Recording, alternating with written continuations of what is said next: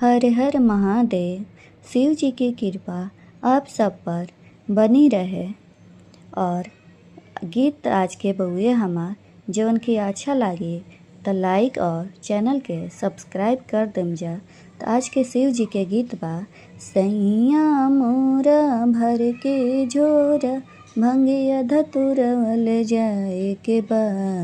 तो चलिन जा शुरू करत तनी गीत बउए। अब की नौकरी से घरवा आई रजा भोले बाबा के कांवर उठाईम रजा। अब की नौकरी से घरवा आई रजा भोले बाबा के कांवर उठाईम रजा। सैया मोरा भर के झोरा भंगिया धतुरवा ले जाए के बा। संगे संगे देवघर सो जाए के बा। सैया मोरा भर के झोर भंगिया धतुरवा ले आए के बा। संगे संगे देवघर जलवा चढ़ाए के बा। अब की छुट्टी लेके घरवा आई रजा भोले बाबा के कांवर उठाईम रजा। अब की छुट्टी लेके घरवा आई रजा भोले बाबा के कांवर उठाईम रजा। सैया मोरा भर के झोरा भंगिया धतुरवा ले आए के बा। संगे संगे देवघर जलवा चढ़ावे के बा।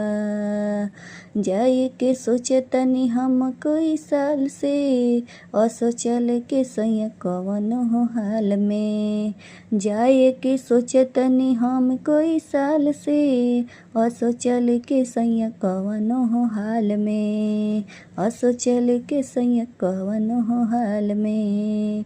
सैया मोरा भर के झोरा भंगिया धतुरवा चढ़ावे के बा।